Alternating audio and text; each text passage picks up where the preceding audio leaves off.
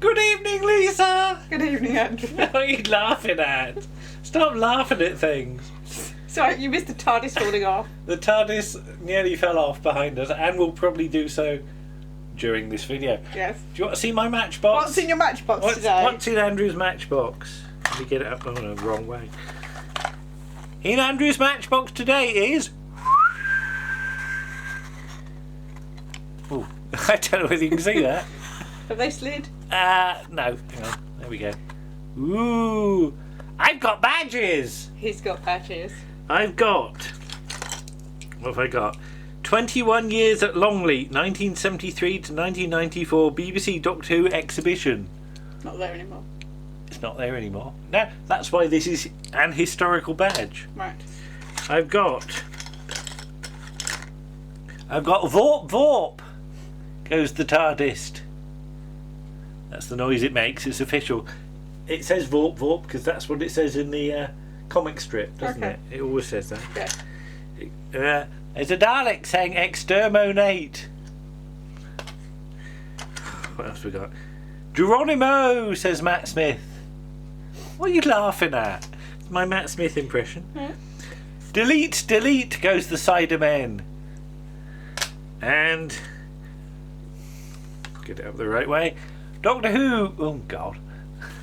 I use my other hand. Doctor Who goes the Doctor Who logo from the Sylvester McCoy era. Mm-hmm. I've just realised what the link is. What's the link? Pete McTighe.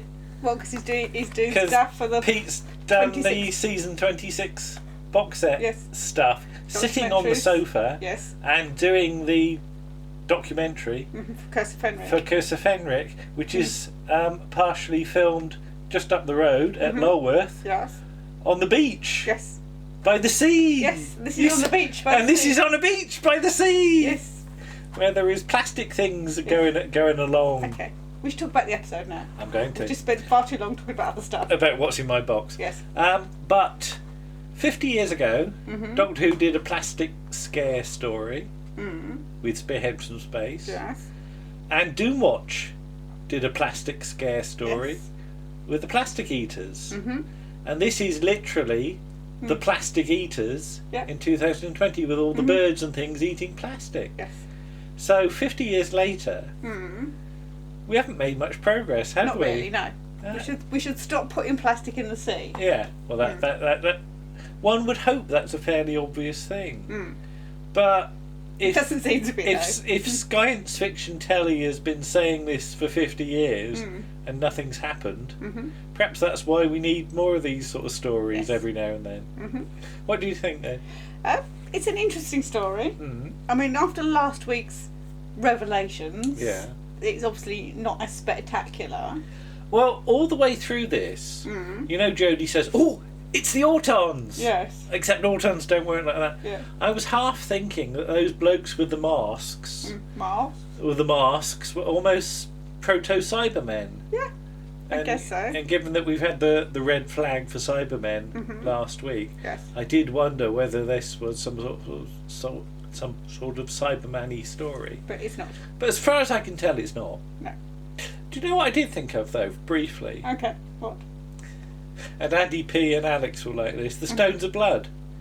Because you had people going camping with a load of crows. The crows, yeah. So I half expected the Caliac to come in and go, ah!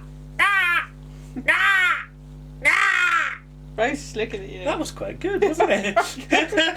But the cat has now got really flicky ears. But yeah, Andy P and Alex do the World Enough in Time podcast. Which you should listen to because it's fabulous. Yeah, they've just done Destiny of the Daleks. They have. And they always have the Caliac. Caliac? Caliac. Caliac! No, Crow. Caliac. I know, but... Stop being awkward. I'm not awkward. But what do you think of the characters then? Yes, interesting. I liked the astronaut and his husband.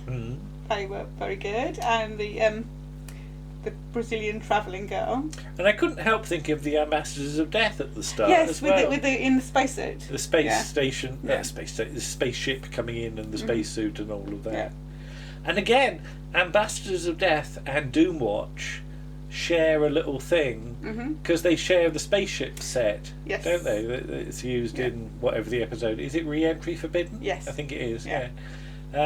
So there's an awful lot of like early Pertwee influence, sort of going on here that you may not realise. Yeah.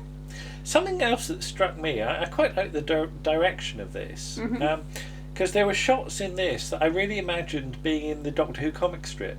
You know, I said about the TARDIS going vorp vorp. There's just certain shots in this I can see being frames if you did this as a comic strip story. Yes.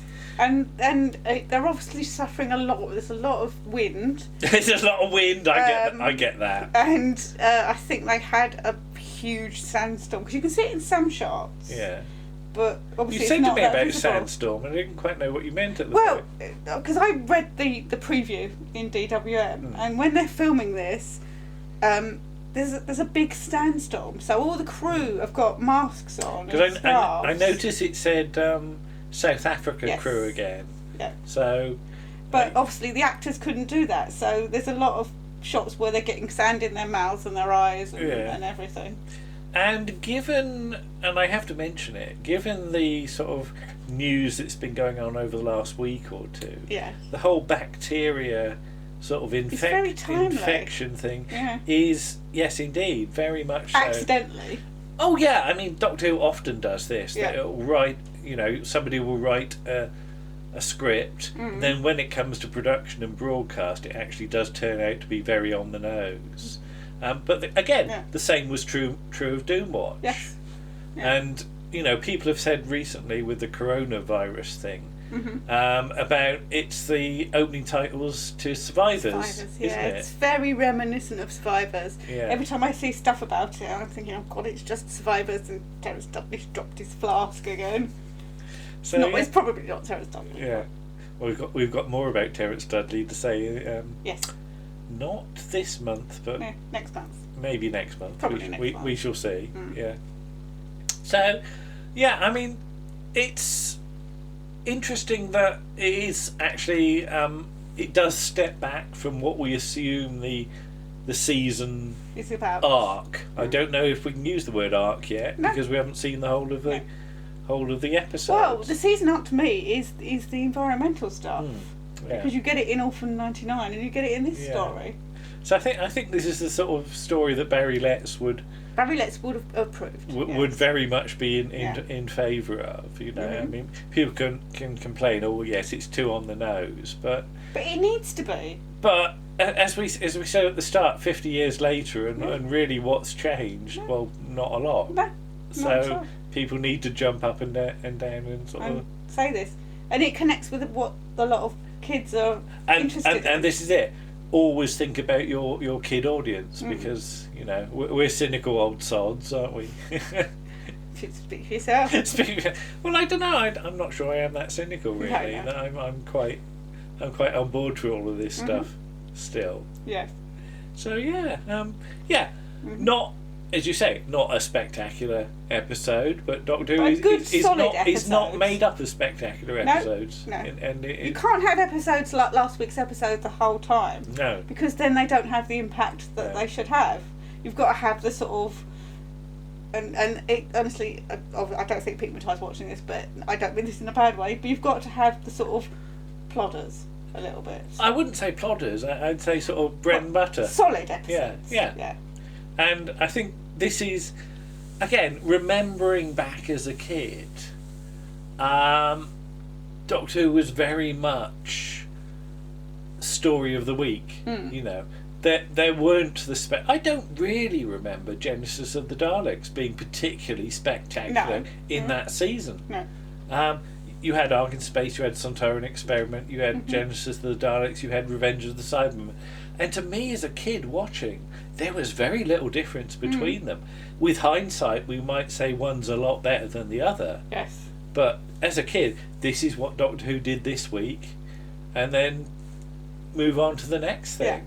Yeah. So I think we sometimes place too much store on stories being spectacular. And this wasn't a spectacular story by any stretch. But it's an interesting story. But it's a perfectly worthy story, and for the kids at home. You get Gallifrey Base, and Gallifrey Base. The most interesting thread to me is always, what did the kids and the not we think of the story? Yeah. I don't really care what fans think one way or another, because everybody's got their prejudices about what a good or bad story is. Yeah. But 20 years down the line, what stories are remembered? Oh, some paperwork fell off. And I think that's the thing. I don't know whether this story will be particularly remembered. But I think all the stuff with the birds and the birds crashing in will. But yeah, again, it's individual images, and that's what I think sits really well with a kid audience. Because I remember certain images from stories that are not particularly well thought of, and yeah, that's what sits with you.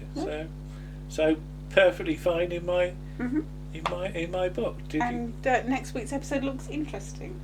Again, I know virtually nothing about it. Well, we haven't had anything of pre-publicity about it yet. We only know what it's called because it's on the BBC and we website. didn't even quite know how to pronounce this week's episode, did we? We didn't. Until we heard it. We saw it written down and didn't have a clue. No. Okay, well that'll do. Yes. We'll upload it. So hello to everybody. Yes. Thank you to all the new people that have subscribed. Yes, hope you're enjoying it. And given that we had over 1,100 viewers for the last one, I don't think I'll get quite that many. Do please subscribe, because we'd like to increase those numbers if possible. And we do have the stuff as well. Yeah. Oh, we've got loads of stuff in the pipeline, and we've been very busy this morning. Haven't we? Doing something for something else. For somebody else. Yes. But we shall see. Yes. Bye-bye. Bye.